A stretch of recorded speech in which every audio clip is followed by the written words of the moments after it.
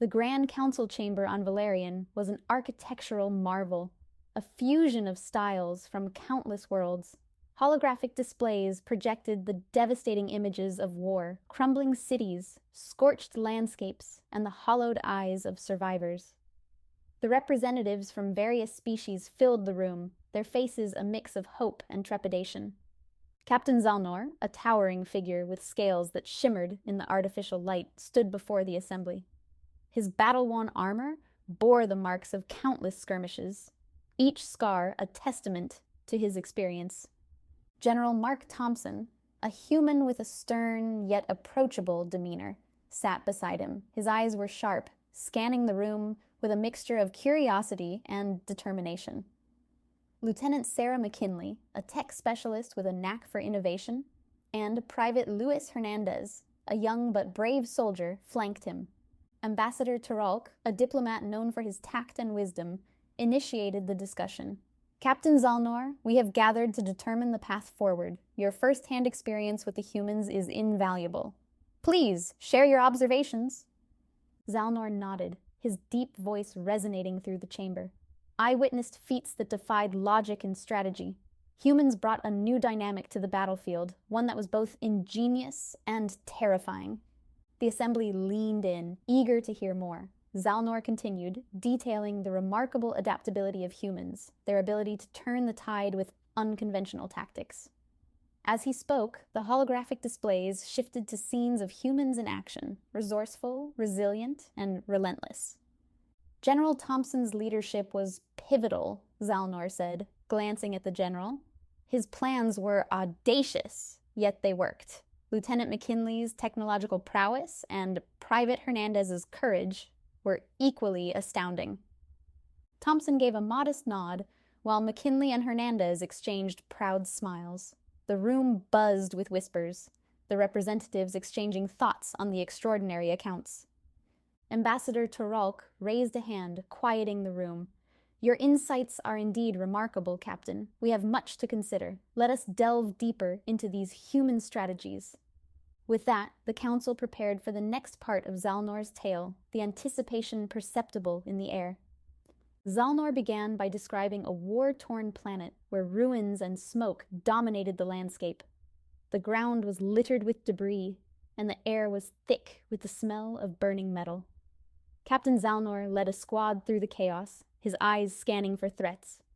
General Mark Thompson's voice crackled over the comms. Captain, we need to hold this position. Use whatever you can find. Zalnor glanced around. Humans were everywhere, improvising with what little they had. One soldier used a piece of a broken drone as a shield. Another rigged explosives from abandoned equipment. The ingenuity was astonishing. Lieutenant McKinley, we need those defenses up now, Thompson barked. McKinley, covered in dirt and sweat, worked feverishly on a damaged alien turret. Almost there, sir. Just a few more tweaks. Private Luis Hernandez, a young soldier with a determined look, crouched beside Zalnor. Captain, I've got an idea. We can use those energy cells from the downed ship to power the turret. Zalnor raised a brow. Energy cells? Those are highly unstable. Exactly, Hernandez grinned. But if we manage the output, it could give us a serious edge. Thompson overheard and nodded. Do it, Hernandez. McKinley, get ready. As Hernandez and McKinley worked together, the turret roared to life, its enhanced power cutting through enemy lines. Zalnor watched in awe as the humans turned the tide with sheer creativity and courage. Thompson rallied his troops. Hold the line. We push forward in 5. The combined human and alien forces surged with renewed vigor. Zalnor led the charge, feeling a strange sense of camaraderie with his human allies. They fought with a tenacity he had never seen before, turning the battlefield into a testament to their resilience. When the dust settled, the humans had secured the position. Zalnor's respect for them grew exponentially. They had not only survived, but thrived, their unconventional methods proving their worth. The temporary base camp was a mix of makeshift tents and cobbled-together tech from both human and alien origins. Soldiers rested, their faces showing signs of exhaustion and relief. Fires crackled, and the smell of alien and human rations mingled in the air. Captain Zalnor sat with General Thompson, Lieutenant McKinley, and Private Hernandez around a small fire. The mood was lighter, with soldiers sharing stories and jokes. Zalnor found himself drawn into the warmth of their camaraderie. "Remember that time you rigged the enemy drone to play music instead of attack?"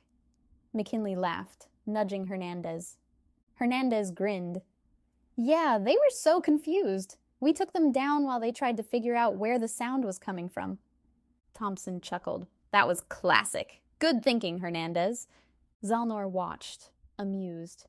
"You humans have a peculiar way of finding humor, even in dire situations." Thompson nodded.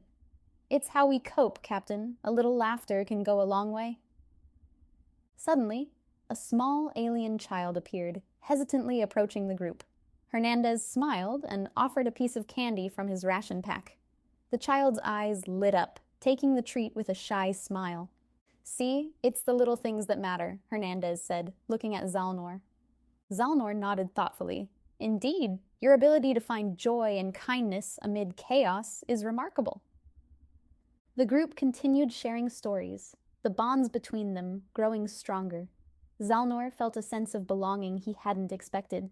These humans, with their quirks and resilience, had earned his respect and friendship. As the night wore on, the camp grew quieter.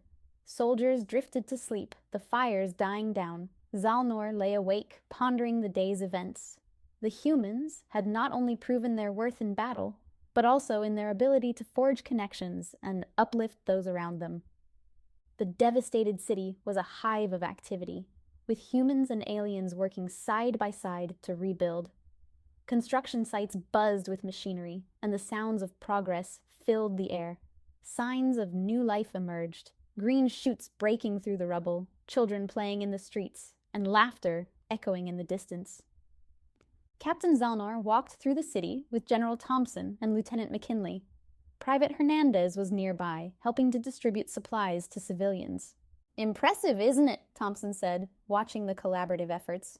"We're making real progress." McKinley nodded, her eyes scanning the innovative technologies being implemented. "We've managed to integrate alien tech with our own. It's amazing what we can achieve together." Zalnor observed the scene with a sense of pride. "Your resilience and adaptability continue to astonish me. This city is rising from the ashes because of your ingenuity." As they walked, they encountered a group of alien children, watching Hernandez with wide eyes. He was demonstrating a small gadget, making it light up and beep in a playful sequence. The children giggled, their fear replaced by curiosity and joy. A grateful alien parent approached Hernandez, bowing slightly. "Thank you for bringing hope to our children. It means more than you know." Hernandez smiled warmly. "It's the least we can do. We're in this together."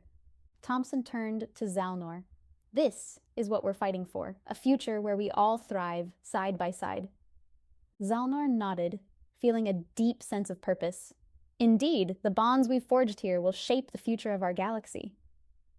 The group continued their rounds, ensuring that the reconstruction efforts were progressing smoothly.